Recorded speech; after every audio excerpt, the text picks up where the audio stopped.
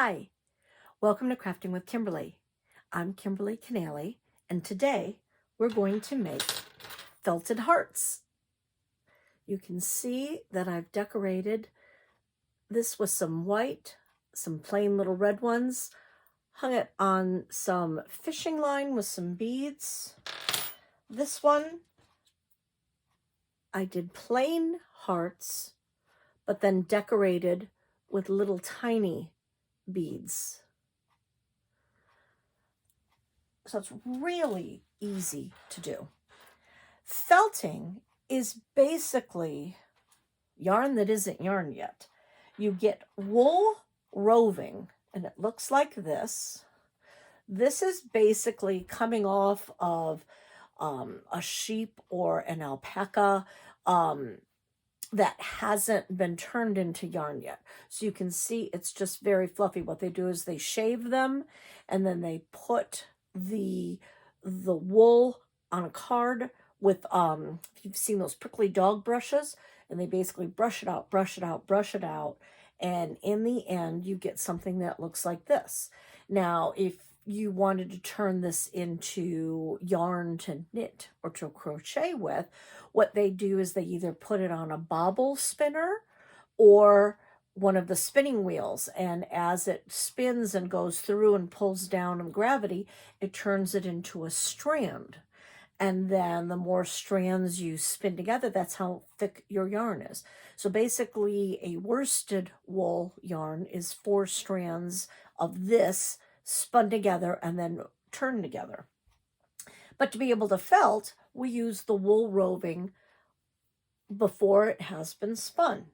Comes in tons and tons and tons of colors, plain, natural, whites. You can purchase kits. I bought this nice little kit off of Amazon.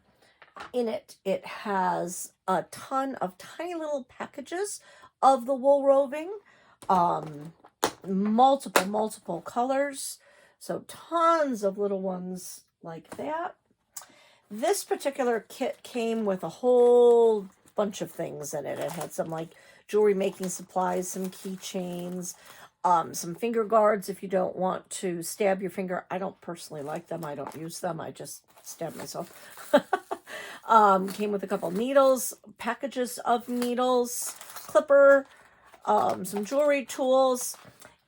This particular kit came with a foam block. You can hear that it's like a, not quite styrofoam, but like a styrofoam block. I don't like these. I don't like to use this particular kind. I prefer using an upholstery foam. So if you're going to like redo your chairs, this is the type of foam that you can purchase. You can get an awful lot of projects felted on something like this. You can see the wool roving sticks to it a little bit, and you can see after a while it does start to pull away, and then you just get a new one. This is a very nice density foam. This is probably about a 2.5 to 3 inch foam. This happened to be a good size, and you can see the little fuzzies. Those come right off. If it gets to be too bad, what you can do is you can get your hand wet and then rub it all the way over your foam block, and that will get rid of all the little fuzzies. So what can we make with the roving? Can we, does it just have to be hearts? No, you can take an embroidery hoop like I did here, and took a piece of flat felt and did a sunset picture, made it very textural. So I didn't felt as much, so it was puffy and it stood up. This was some curly. Wool can come either very straight and flat, like you saw me hold the red stuff up, or curly like that. So I use that as texture. You can make little shapes. Here's a little snowman that I made. This is particularly interesting right here. This is actually to save your materials. I did not use the wool roving, because if you look at something like this, he's pretty thick and fat. That would take an awful lot of wool roving to use. What can we do instead? A great trick, use polyfill. Get a bag of polyfill. You can use this as your base. So you would just take some of that out, smoosh it together. And because it was a snowman, I turned it into a ball. So I just kind of rolled it upon itself and then started a needle felt. And then once you have your base shape, then you can take the wool roving and cover it as I did with this. You can see the difference in the textures. This you can tell is just the polyfill. It's not smooth, it's bumpy, whereas this is the polyfill, but then it has a covering of the felt. So you can see it gave me a much smoother look to that. So that's the snowman. You can get really fancy. This is a little turkey that I did for Thanksgiving. I really like him. I like the way he turned out. And this is basically, if you think of just a finger shape, I just laid it flat, made it like the shape of a finger, and then put colors on that. But again, all of this base is with the polyfill. I took a class and we made Frida Kahlo dolls, so you can get very intricate. Not too great on the faces, but you get the idea. I absolutely love gnomes, so I make a lot of the little felted gnomes. This is a little guy. I haven't finished it. He needs a nose and a little mushroom that he can sit next to. You can do flat pieces. This is going to be an earring, or it can be a pendant or a pin. So you can get really fancy with some patterns that way. They also sell kits that you can purchase. This is Poppies. This has the wool roving in it. Has everything you need in this kit. It does have a needle in there as well. So you can get, if you're not sure if you want to do this and try this yet, you can get a kit. Try that out and see if you really like it. You can do pictures. Again, straight like pictures. And what I did is I just took a basic square piece of felt. They sell these singly. They sell these in packages that you can get, and it's basically, what you normally think of when you're thinking of felt. Just a plain flat felt. This is made on a machine, and this has a ton of needles that just go up and down, up and down, up and down, roll it out, and then they cut it. So that's why this is so stiff and thick. But basically this is the same thing as the little hearts that we're making, just not as flat. But when you take a piece of the felt like that, you can make some really pretty pictures out of it as well. You can use a holder. I like these little wooden holders, and you can get these on Amazon as well, because they do sell needles just in plain needles. You don't have to have a holder. This is what a needle looks like. You can see it has a little top and then a very sharp point. To put it on a holder, you have a holder and it has like a stopper. You're going to take your end, you're going to fit it into the groove that's right there. Carefully hold it, turn it upside down, stop it just like a cork. And then you have your holding tool. A lot easier to hold when you're doing a lot, much easier with that. But no problem, you can also do it with just this. You don't have to have a holder. You can use just a needle as well. And the needles break very easily, so I would highly suggest buying a package of the needles, not just counting on just the one. You can get a holder that holds multiple needles. So if you're doing a very large space, such as a picture like this, and you want to do a large area, this makes it go a lot faster. I do have a tendency, though, to prefer just the single needle. You can get much more detail, and it really doesn't take that long. I like to sit on the couch and watch TV and needle felt. As long as I have this here and it's a bigger area and I'm mindful of my fingers, you can really just, look at the TV like I'm looking at you and just poke away. So really pretty easy to do. So if we want to make our hearts, another thing that we can use to get a perfectly nice heart shape, cookie cutters. A cookie cutter works great. You can make these as ornaments or anything for a special occasion. Just grab a cookie cutter in the shape that you want and use it. So I will show how to make the hearts that way. And this is really cool. This is a 3D printed heart. Our library has a 3D printing machine. So they made a bunch of these hearts to be able to use. So pretty cool. So if you're watching not in our area, check out your library, see if they have a printing machine. Really cool. To hang the hearts, I am using some fishing line. So you can see it's clear. It's nice because you don't really see it then as you're hanging your hearts. It kind of makes it look like you're just kind of hanging out of nowhere. So fishing line works really nicely, or any kind of thread. I also have this really pretty metallic silver thread that works just as well. If you're going to use thread to hang your items, I would definitely double it. So pull out a length of what you want and then pull another length, hold that in half, put your needle in, tie your knot. So use it double just to make it a little stronger. To hang our hearts, we have these really nice hooks. You can buy these on Amazon as well. This is nice. It turns, so if you're hanging it where you have a nice breeze or something, it'll turn around. That's nice. Or handy dandy paper clip, you can hang it from that. Or if you have ornament hangers, like the Christmas tree metal ornament hangers, those work great. That's what I have on this one.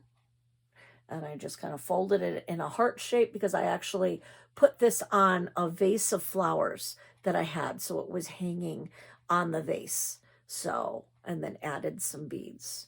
So really, lots of things you can use to make these. Very easy.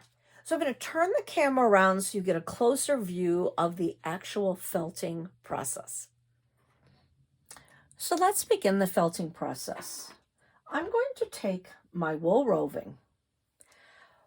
One thing to note is it is better to never cut your wool roving, tear it instead. By tearing it, you leave a jaggedy edge, as you can see. You can see how jagged that is. If I cut it, it's going to be completely straight and flat. Then the fibers won't mesh as well together. If it's jaggedy, that lets them have a much better meeting place. So you want to tear some pieces, and you can see it tears very easily. So I just want to tear some pieces to get started. So now I have some pieces. I'm going to take my heart cookie cutter and I'm going to just set it down. Now I'm going to take the pieces that I've torn and I'm just going to lay them in there. Doesn't matter if they're sticking out. We're going to flip everything around. But what you want to do is you want to go different ways. So I've laid one this way. I've laid one this way. Now I'm going to lay one going across. I'm going to do it all again. That way. That way. That way. And that way. So you can see I've just kind of laid them every which way. That's also going to give me a nice fluffier material. And I can just fold these areas right over to get it to fit nicely in my heart. Because you can see I can even somewhat pick that up. Felt, this wool roving, it really wants to stick to itself. So half of your work is already done.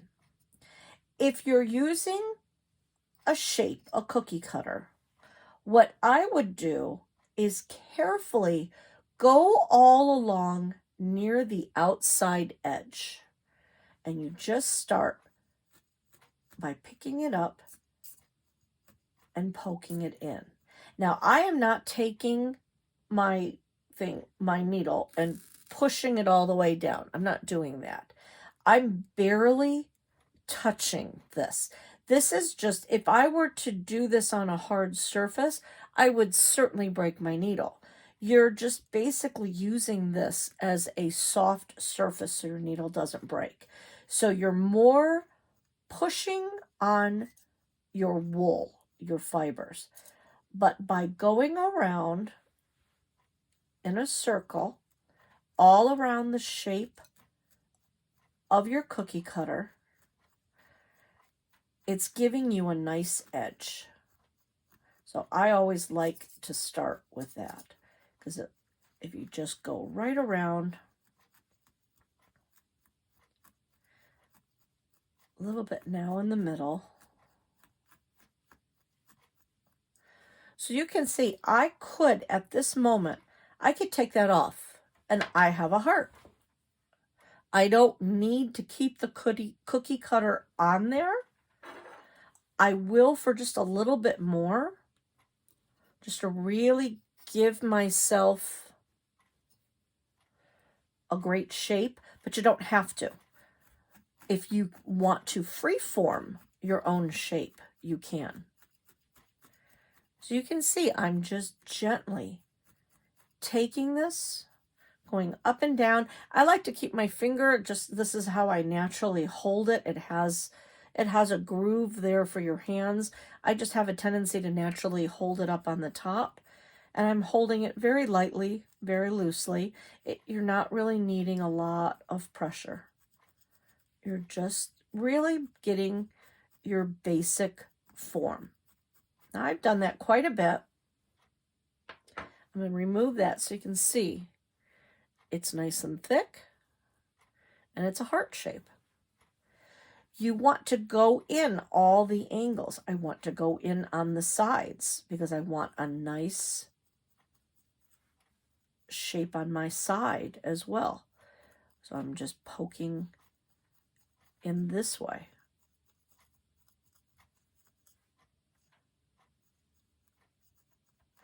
There's really no rhyme or reason. You just watch the shape that you're doing. Poking a little more on the center. The trick to a very nice felted item is almost constant movement. I'm going to take that off. You can see how easily I took it off. Look how smooth it is on the side that I was felting, but you can see on the back it's fuzzy. That's because when you're needle felting, you can't help but go in a little bit on your thing, on your foam block or whatever it is you're using.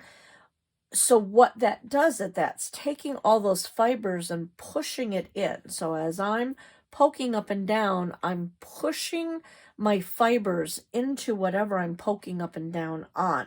So that's why if you pick it up and constantly move it, then you're not attaching it to your foam block. Again, I can go in a little bit sideways, so I'm not going in. But it's just a very, very light touch. And the question is, how do you know when you're done? It depends on the thickness and the manner of hardness that you want. We'll call it hardness. An example, you can see my clouds up close. This is barely attached. I really wanted this to be a 3D effect. But you can see where I have my water that is much smoother and tighter. I poke that in my son. I poke that a lot more, whereas this is very wispy. Same thing with this. My little flowers, I poked a lot. I did a lot of needle felting to make them very hard. But for the sky, I wanted the sky to have a more wispy appearance. So I just didn't poke it as much.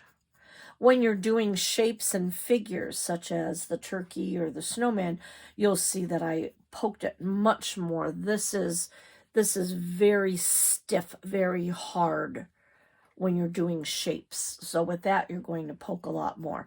The hearts, I've poked a lot more. But if you want a wispy looking heart, you can do that. And again, I'm just moving it. The nice thing about the smaller foam block, you can move the foam block as opposed to moving the actual heart. But you just want to get all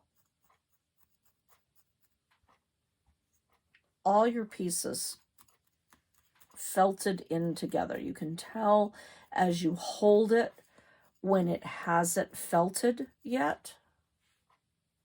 It's getting there. You can feel it. I can hold it very carefully on the side and hold it straight up and down, keeping my fingers out of the way, but then giving myself a nice edge. Spin that around, go all the way around. To keep the shape of the heart, I can poke in more in the middle to give it a more definition of the heart shape. I could be doing this completely in the cookie cutter as well. Just pick it up, flip it around. So it's just a matter of poking, poking, poking, poking. You can go fast. Once you get the hang of it. And it's just a matter of getting all the areas. Like I could flatten this heart completely just by continuing to poke in one spot. So if you want something very hard and flat, just keep poking in a single spot. Especially that's how I did the flowers, the little circle flowers. The more you poke, the harder it's going to be. But with that said, if you want to keep it puffy, you don't want to poke in a single spot because otherwise that'll just flatten out too much. You just want to keep going around, keeping your shape. This is needle felting. You can also wet felt, which is a much more involved process. This is nice. You can take it anywhere. You can, put a protective sleeve on your needle so you can carry it around with you. If you're at an appointment or an event, you can kind of whip it out and work on it because it's quiet and it's easy. With wet felting, you need hot, soapy water. You need, usually it's made with bubble wrap because that gives a lot of nice friction, some towels. So that's a much different process. You're rolling, you're felting, you're moving it around. You can wet felt on rocks. You can wet felt on soap. I've seen soap bars felted. So that's a completely different project. Same materials, almost. But this is nice because it's portable. And again, you just pick it up. You really want to be careful when you have it straight up and down. And see, I'm just kind of turning this around, making sure my edges are getting felted. Everything is even. So you can see that's pretty much done. How fast was that? It's got a nice thick texture. If I want to get fancy and do some patterns, I can take another color of wool roving. I'm going to take a little tiny piece of this, and I'm just going to spin this to make it into a strip. It helps if you have water nearby, because then you can really twist it around. So now I have a nice twist. So if I want to do some swirls, I can lay out a pattern.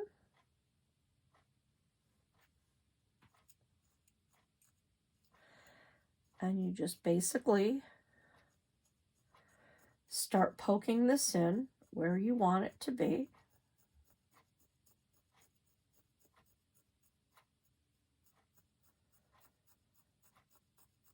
You can freeform.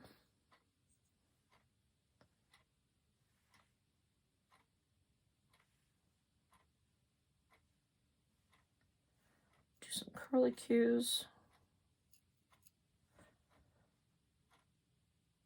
Give yourself enough space if you're doing a curlicue. So the circle, you can see how that circle wants to tighten up on me. I want to just push it around. Open it up. Start on one side. Poke it in.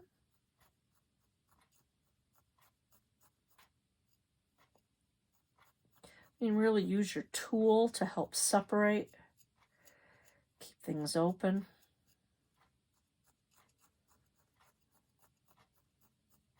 I'm not going to do this whole thing, but you can see I can just continue to add in, pull pieces off, spin them around, add it into where I was, and just make a pattern all over.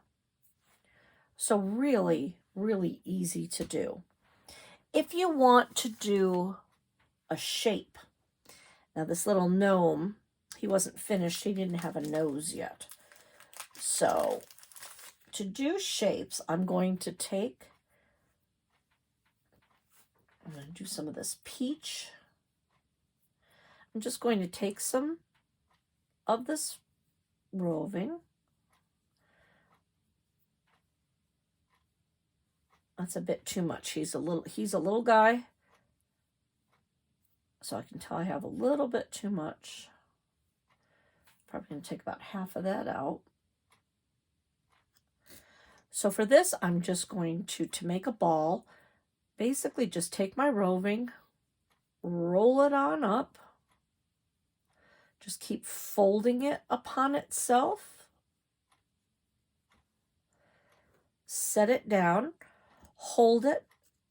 This, again, you want to be very careful with because these needles are sharp. So you start to get your base. The trick to a circle is almost constant movement.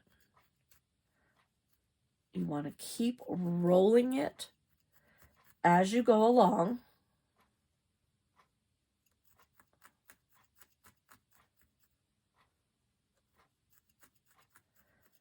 You could make balls like this if you wanted to put them with your heart. I used wooden beads in my example. If you were getting a kit from the library, you were receiving wooden beads, but you can easily, as you can see, make your own beads just by doing this. And again, if you wanted to, for a little bead like this, if you wanted to wet felt it, just get some very, very hot water, put a little bit of soap on your hands, and then you would just take it and go like this and just keep working it and working it and working it. And that turns it into a ball.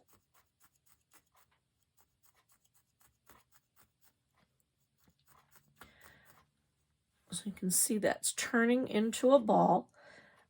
The secret is really the constant turning it around. As you can see, when I held it up, it was a little bit of a cone shape. Trying to keep my fingers out of the way of the needle and out of the camera so you can see what I'm doing here.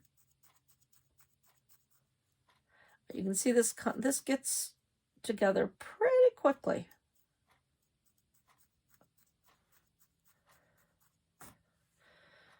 So now I have a little ball to attach it to my gnome, because I think, you know, a gnome is all about the nose. It has to be big, and it's what gives them character. So I'm going to place it here.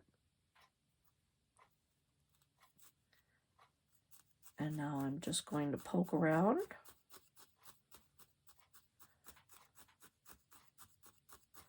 Poking through the whole body. Connecting. Making sure I go all around.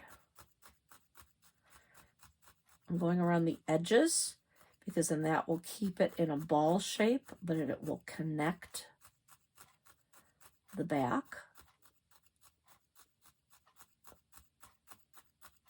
A little bit through the middle there. So now I have a cute little gnome with a nose. If you want to make shapes out of the polyfill, it's the same idea. You're going to take some of your polyfill.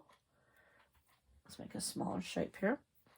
And again, just the trick is folding it upon itself.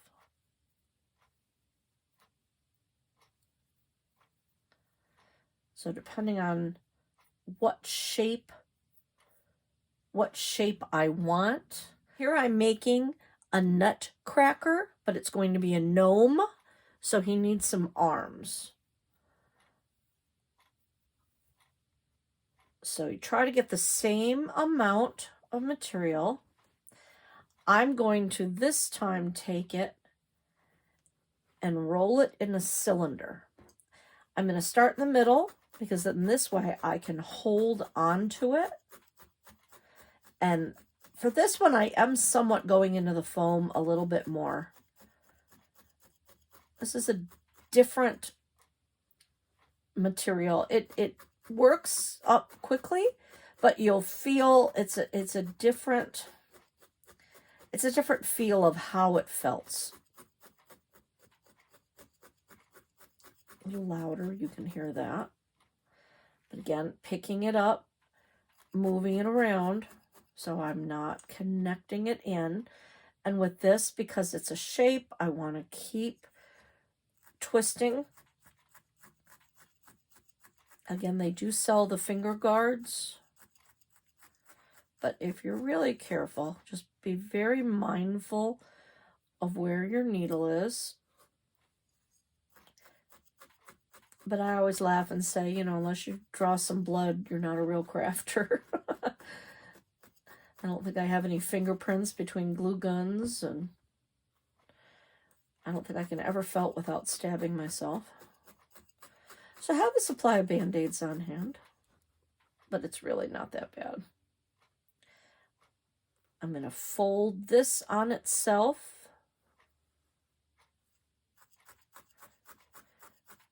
To make a tighter end.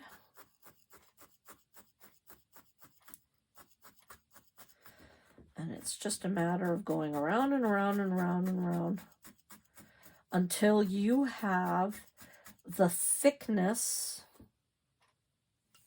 that you desire. For figures, you definitely want it to be a more firm shape, because you want it to hold its shape.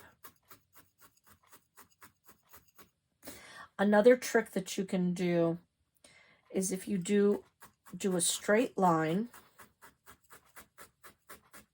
I'm just going like in the middle of this, and I'm just making a straight line right across, because then what you can do, fold that over and you have a nice even edge. When I fold that over, that gave me a nice straight edge. So you would just continue to do that. And then when you were ready to cover it, this is not ready, but once you had your shape and it was ready, you would take your wool roving, cover it, and then carefully start to poke around it. And especially with this, you don't want to poke and go all the way through, because then you can see it does start to show through. So I have to do another layer of my color because the polyfill was starting to show through. But you just put more material on it. So that's how you can do shapes. So back to the hearts. Once you have a set of hearts, here's some that I had already finished. I did a little swirly. It's kind of my symbol. I put a swirly on everything. I love that. Some little flowers on a vine, and just two basic tiny hearts. The easiest way to do it is if you connect it with a needle and a thread. If you're using the fishing line, it does have a tendency to curve naturally. It is strong enough where I could just go right, poke in, and push it through. But the hard part is to really, by putting your fingers on both sides, you can get it through that way. But it does have a tendency, you can see I didn't go right through the middle. It didn't make it. But again, if I put my fingers on both sides and push, that helps me not have it come out the other side. But you're still at the mercy as to where it's curving. You can see that wants to come up at the top. So much, much easier if you have a needle. I have a nice wide-eyed needle. Much easier though if you put your fishing line on a needle. That way you can go into the tip, go right out, make sure, see right here, I accidentally went through the back a little bit. So you want to make sure you're right in the center of your heart on both sides. So now you can see my needle's there, nothing's showing through. I can pull this through. So now I have my heart. What I would do for this one, I haven't done it yet because I wanted you to be able to see it. I tied my fishing line through my bead, so that's my stopper, and then put the needle through all the rest of the hearts. But you can see it has a tendency to want to fall down.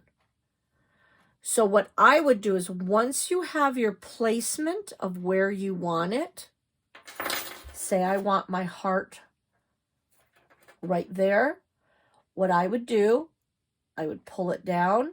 I would put a tiny little drop of glue, Elmer's or hot glue, whatever you want. Put your glue there, push it up to cover your glue, and then let that dry. That way it's not going to go anywhere. That would be the easiest. To connect it to a wooden bead, what I did, I took my end, put it through the hole. I did it again, so I came around and I went up through that hole again.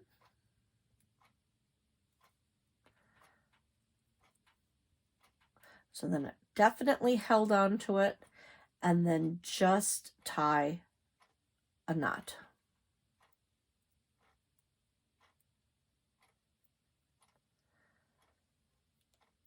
Bring your knot close to the edge of your hole, and then you can take your end and poke it right back through the hole. Pull it through the other side and pull it in there. And then you can snip that. And if you really want to be safe, I would take, because fishing line wants to untie, what I would do is I would either take some clear nail polish or a little dot of glue. You would continue to string all of your hearts.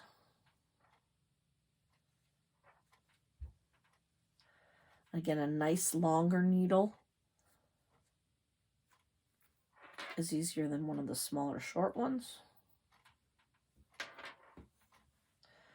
So I would put, and if you wanted to decorate your hearts, I just took a thin needle and thread and sewed all the little beads onto that and a big bead in the middle. You can decorate these any way you want. So once I have my hearts on there, and I would definitely, as I said, go through and put your little dabs of glue to keep them there. To connect it to your holder, if you have one of these special holders, just tie it. Again, tie, tie, tie. Do it in threes. And then take some clear nail polish or a drop of glue. Put that there, and then when that dries, then you can snip the end very quickly. Or you can do the same thing with your ornament hanger, or you can take your paper clip and open it up to turn it into an ornament hanger. You can curl that around, and you could tie it onto that. And that way you have that. If you even did not want to put them on the lines, the fishing line, what you can do is take your paper clip, poke it right through, close it up, and look how cute those would be as little ornaments. You can hang them anywhere. Really fun. Hang them on a coffee cup, hang them on your tree, hang them on somebody's door. Just really, really cute. So you can see how fun and easy it is to make a felted heart. Use your cookie cutters, use any kinds of shapes that you want, make them flat, or get a little more adventurous and start to do 3D figures. They're pretty easy and adorable. I hope you had fun. This is Kimberly Canale, Crafting with Kimberly. See you next time.